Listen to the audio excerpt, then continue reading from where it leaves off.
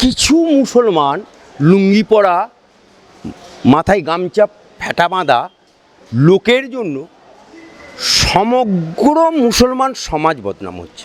যত জায়গায় নির্বাচন হয়, কোনো জায়গায় একটা কুকুর মরে, বাংলার বুকে ইলেকশনের আগে মরে, ইলেকশনের দিনে মরে, ইলেকশনের পরে মরে।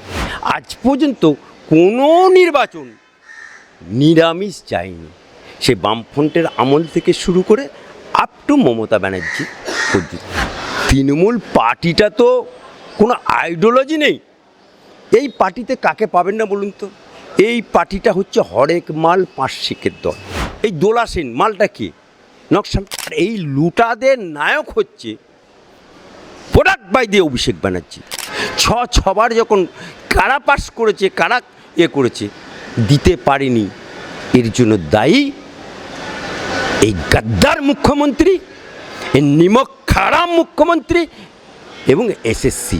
ইতিমধ্যে রামনবমী নিয়ে যে মামলা করা হয়েছিল হাইকোর্টে, সেই মামলায় রাজ্যটি বলেছিল যে কি হয়েছে না হচ্ছে তার তদন্ত করতে বলা হয়েছিল, সেটা সিদ্ধান্ত নেওয়ার। কিন্তু সেই হিসাবে রাজ্যপাল থেকে বলা হয়েছে যে হিংসা হয়েছিল, স্বীকার হয়েছে, কিন্তু কোনো সেই হিসাবে কোনো সূত্রপাত পাওয়া যায় না। সেই বিষয়ে কী বলবেন? কারণ এখন তো এনআইএ তদন্তের কথা বলা হয়েছে।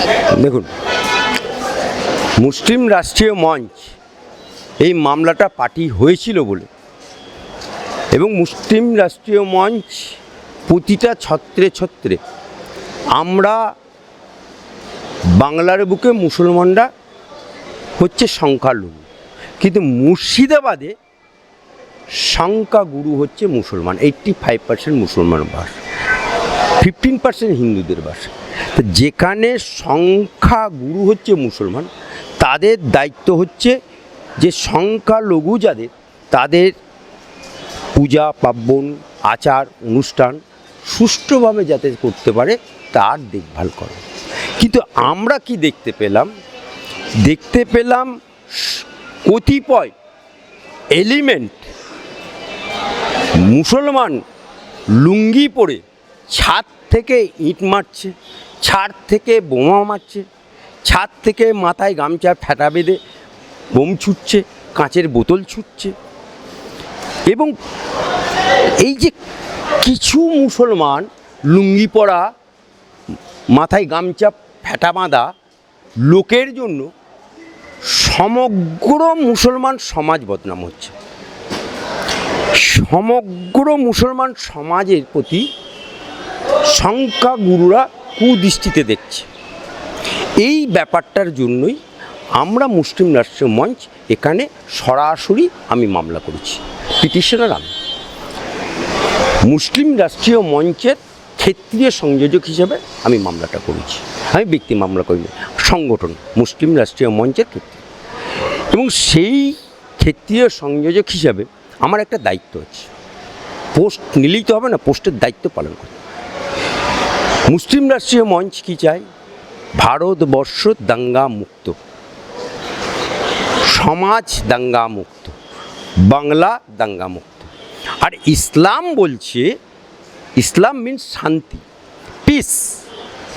সেই ইসলাম ধর্মাবলম্বী কতিপয় মানুষ ইসলামের নামে কলঙ্কিত করবে, সেটা আমরা হতে দেব না।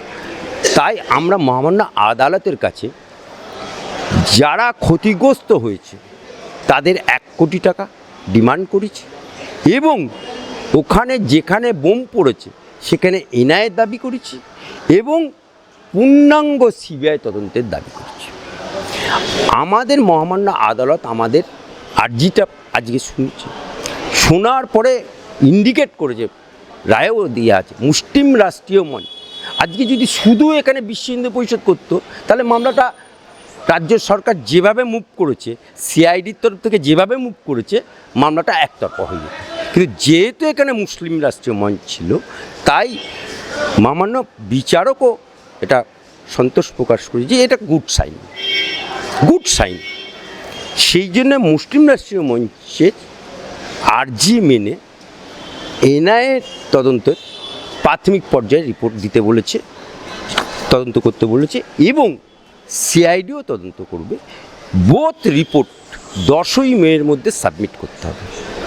তাই এনআইএর তরফ থেকে যিনি লার্নেড অ্যাডভোকেট অরুণ কুমার মাহান্তি যিনি দাঁড়িয়েছিলেন, তার হাতে আমাদের পিটিশন যেটা, সেই পিটিশনের কপি আমি অরুণ কুমার মাহান্তির হাতে সার্ভ করে দিয়েছি মুসলিম রাষ্ট্র মঞ্চের তরফ থেকে। তা আজকে প্রাথমিক পর্যায়ে রাজ্য সরকারের নাস্তানবুদ হয়েছে এবং আগামী দিনেও হবে, এবং এটা মুসলিম রাষ্ট্রীয় মঞ্চ কেন, মুসলিম সমাজের নৈতিক জয়।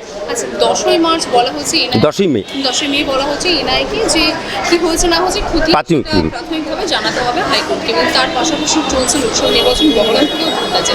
কি মনে হয় এই তদন্ত একদিকে চলছে, অন্যদিকে লোকসভা নির্বাচন, বহরমপুরে ভোটের সময় কি কোনো অশান্তি পরিবেশ সৃষ্টি হতে পারে, সেরকম কোনো আশঙ্কা আছে এই বিষয়ে? এই ব্যাপারে গত দিনে মহামান্য বিচারপতি চিফ জাস্টিস বলেছিল যে একটা 200 লোকের মিছিল যদি রাজ্য সরকারের পুলিশ মেনটেন না করতে পারে, তাহলে এখানে এত বড় লোকসভা ইলেকশন বহরমপুরে 7টা বিধানসভা, এই যে গণ্ডগোলটা হয়েছে বহরমপুর লোকসভার মধ্যে, ওই জন্য ইলেকশন করতে হবে না, ইলেকশন পিছিয়ে দাও, এরকম মন্তব্য করেছে। তো সেই জায়গাতে আজকে এনআই তদন্ত এনআইয়ের মতো করবে, সিআইডি তদন্ত সিআইডির মতো করবে। তবে একটা কথা আপনাদেরকে বলি, ভারতবর্ষের এই নির্বাচন, এটা গ্রাম বাংলায় বলে দিল্লির নির্বাচন। এই দিল্লির নির্বাচনে আপনি খোঁজ নিয়ে দেখুন, যত জায়গায় নির্বাচন হয়, কোনো জায়গায় একটা কুকুর মরে, কোনো জায়গায় একটা বিড়াল মরে, কোনো জায়গায় একটা টিকটিকি মরে না। বাংলার বুকে ইলেকশনের আগে মরে, ইলেকশনের দিনে মরে, ইলেকশনের পরে মরে, অর্থাৎ বাংলার বুকে মায়ের কোল খালি হয়। আজ পর্যন্ত কোনো নির্বাচন নিরামিষ যায়নি, সে বামফ্রন্টের আমল থেকে শুরু করে আপ টু মমতা ব্যানার্জি পর্যন্ত। সেই জায়গাতে কেন্দ্রীয় নির্বাচনটাকে শান্তিপূর্ণভাবে করানোর জন্য আজকে বাংলার পুলিশকে বুথের ধারে ঢুকতে দিচ্ছে না, বাংলার হারমাত বাহিনীদেরকে ঢুকতে দিচ্ছে না। নির্বাচন কমিশন আজকে কেন্দ্রীয় বাহিনীকে, ওরা এর আগে মুর্শিদাবাদ হাজারদুয়ারি ঘুরতে নিয়ে যেত, ওরা কেন্দ্রীয় বাহিনীকে মদ মাংস খাওয়া নিয়ে ঘরের মধ্যে আটক করে রাখত। এবারে কিন্তু পারছে না, আর এবারে পারছে না বলেই মমতা ব্যানার্জির বিশাল রাগ। অভিষেক ব্যানার্জি আলালের ঘরের দুলাল, তার বিশাল রাগ। তাই আজকে যত দোষ নন্দ ঘোষ। আচ্ছা, কিছুদিন আগে 2016 সালের যে এসএসসি প্যানেল সেটা বাতিল করে দেওয়া হয়েছিল, এবং তারপরে এখন 2009 সালে যে প্রাথমিক শিক্ষকদের যে প্যানেলের যে মামলা চলছিল, সেখানে বলা হচ্ছে 250 জনের অতিরিক্ত মামলাতে যে নিয়োগ করবে হচ্ছে সে বিষয়ে কোনটার ব্যাপারে বলবো? 2009 সালে যে মামলা যে রায় দেওয়া হয়েছে, 2009 সালে মামলার রায়টা দেওয়া হয়েছে, সেই ব্যাপারে আপনি কী জানতে চাইছেন? একদিকে যে 2016 সালের পুরো রায় প্যানেলটাকে বাতিল করে দিল, আর 2016 সালের এসএসসির বঞ্চিতরা তো এখনও তারা বসে রয়েছে, আর এদিকে 2009 সালে তো তাদের কোনো বঞ্চিতদের এখন পর্যন্ত কোনো রায় দেওয়া হয়নি, কিন্তু 2009 সালে যারা বঞ্চিত তাদের রায় দেওয়া হয়েছে। তো কী বলবেন এই বিষয়ে? দেখুন, 2009-এর তখন তো এই চোর পার্টিটা আসেনি, তখন তো এই লুটেরা পার্টি আসেনি, তখন তো এই হারমাত বাহিনীর দল আসেনি। 2009 বামফ্রন্টের আমল, আর 2016 হচ্ছে তৃণমূলের আমল। তৃণমূল পার্টিটা তো কোনো আইডিওলজি নেই। এই পার্টিতে কাকে পাবেন না বলুন তো? এই পার্টিটা হচ্ছে হরেক মাল পাঁচশিকের দল। এখানে আপনি সিপিএমকে পাবেন, এখানে আপনি কংগ্রেসকে পাবেন, এখানে আপনি নকশালকে পাবেন, এখানে আপনি এসইউসিকে পাবেন, এখানে আপনি বিজেপিকে পাবেন। তাই এইখানে যারা আছে, আপনি বলুন তো, এই দোলা সেন মালটা কে? নকশাল। শওকত মোল্লা মালটা কে? সিপিএম। এই রাহুল চক্রবর্তী কে? এই টিভির মধ্যে আসে, বিজেপি। তাই এই হরেক মাল পাঁচশিকের দল এরা তো কোনো আইডিওলজি নিয়ে আসেনি। গুড় আছে, পিঁপড়ে আছে, গুড় থাকবে না, পিঁপড়েও থাকবে না। তাই এরা এখানে এসছে how can earn the money, যে যেখানে পারো লোটো। তা আজকে লুটতে গিয়ে, আর এই লুটাদের নায়ক হচ্ছে প্রোডাক্ট বাই দিয়ে অভিষেক ব্যানার্জি, চোরেদের সর্দার হচ্ছে অভিষেক ব্যানার্জি, আর চোরেদের রানী হচ্ছে মমতা ব্যানার্জি। আজকে 2016 যে প্যানেলটা বাতিল হল, মহামান্য আদালত বাতিল করল। প্রথম এই মহামান্য আদালত এই শিক্ষায় যে দুর্নীতি হয়েছে এই ভান্ডাটা খুলল বিচারপতি গঙ্গোপাধ্যায়, সিবিআই তদন্ত দিল। সেই তদন্ত করতে গিয়ে তৎকালীন শিক্ষামন্ত্রী পার্থ চট্টোপাধ্যায় ধরল। তার বাড়িতে, তার ঘনিষ্ঠ অপার বাড়িতে কোটি কোটি টাকা পাওয়া গেল, গোনার জন্য মেশিন আনতে হলো। তারপরে ধরা হলো কুন্তলকে, এবার একের পর এক অনেককে, কাকুকেও ধরা হয়েছে। এই রায়টাকে চ্যালেঞ্জ করে সুপ্রিম কোর্টে গেছিল রাজ্য সরকার। রাজ্য সরকার তার বাপের পয়সা যায়নি, কালীঘাটে টাকা ছাপায় না, তো সেই জনগণের টাকা নিয়ে উনি সুপ্রিম কোর্টে গেলেন। সুপ্রিম কোর্ট অভিজিৎ গঙ্গোপাধ্যায়কে সরিয়ে দিল, ওই মামলা থেকে সরিয়ে এই হাইকোর্টে ডিভিশন বেঞ্চ করে দিল। এটা এই যে ডিভিশন বেঞ্চটা, এটা সুপ্রিম কোর্টের নির্দেশ হয়েছে, এবং ডিভিশনে বেঞ্চ একবার না, দুবার না, তিনবার না, চারবার না, পাঁচবার না, ছবার এসএসসি চেয়ারম্যানকে ডেকেছে এবং বারবার বলেছে যে আপনি অমরশিটটা দেখান, রেজাল্টটা দেখান, এবং যারা পাশ করেছে সেই লিস্টটা দিন, আর যারা ঘুষ দিয়ে টাকা দিয়ে চাকরি পেয়েছে, যারা সাদা খাতা দিয়ে চাকরি পেয়েছে তার লিস্টটা দিন। তাহলে দুধকে দুধ, পানিকে পানি হয়ে যেত।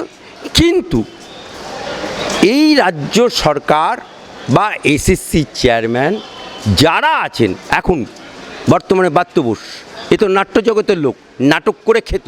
ওই যে একটা মেয়ে ছিল না সাংসদ নুসরাত জাহান, নেচে নেচে নেচে নেচে পয়সা ইনকাম করতো, আর এ ব্রাত্য বোস অভিনয় করে পয়সা খেতে পেত। তা সেই অভিনয় জগৎ থেকে নাটক করা লোককে নিয়ে এসে যদি মন্ত্রী করে, এবং ইনি আবার বলেন আমি মমতা ব্যানার্জির নির্দেশ ছাড়া কিছু কাজ করি না, তাহলে নতুন করে রিক্রুটমেন্ট, এই যে রায়, কালেকটিভ রায়, মমতা ব্যানার্জি সহ সবাই, এবং ওই যে অমরশিটটা নষ্ট করে দেওয়া হয়েছে, ডিস্কটা, হার্ড ডিস্কটা নষ্ট করে দেওয়া হয়েছে, এটা কালেকটিভ ডিসিশন। একটা চুরিকে ঢাকতে গিয়ে 17টা চুরি করত। মহামান্য আদালত 17টা পদ্ধতিতে যে চুরি হয়েছে, 1 1 1 2 3 4 5 6 7 8 9 10 11 12 13 14 15 16 17 উল্লেখ করে দিয়েছে। সেই রায় যখন বারবার বলা সত্ত্বেও দিতে পারল না, এবং 17টা পদ্ধতিতে চুরি হয়েছে, তখন বিচারপতি ডিভিশন বেঞ্চ বাধ্য হয়ে ঢাকি সমেত বিসর্জন দিয়েছে। আজকে যারা বলছে ভালো ভালো ভালো ভালো, পাশ করেছে পাশ করেছে পাশ করেছে, আজকে মমতা ব্যানার্জি উতলা হয়ে উঠছে, অভিষেক ব্যানার্জি উতলা হয়ে উঠছে। 6বার যখন ডেকেছিল, 6বার যখন কারা পাশ করেছে, কারা করেছে, দিতে পারেনি, এর জন্য দায়ী এই গাদ্দার মুখ্যমন্ত্রী, এই নিমক খারাপ মুখ্যমন্ত্রী এবং এসএসসি। আজকে বলছে সুপ্রিম কোর্টে যাবে, যাক না সুপ্রিম কোর্ট, একবার না হাজারবার সুপ্রিম কোর্টে তো করে দিয়েছে। কিন্তু কি হয় জানেন তো, চোরের সাথে বাস করলে চোরই হয়, ভালো লোকের সাথে সংযোগ থাকলে ভালো লোক হয়। তাই এটা চোরের সাথে সংযোগ করে যুক্ত করে দিয়েছিল এই মমতা ব্যানার্জির সরকার, এই এসএসসি। তাই চোরেদের সাথে, অর্থাৎ কাঁকর আর কাঁকুর দুটোকে এক করেছে, চাল আর ডাল এক করে দিয়েছে, দিয়ে খিচুড়ি বানিয়ে দিয়েছে বলেই এই আজকে ভালোদেরও কালো হয়ে গেছে।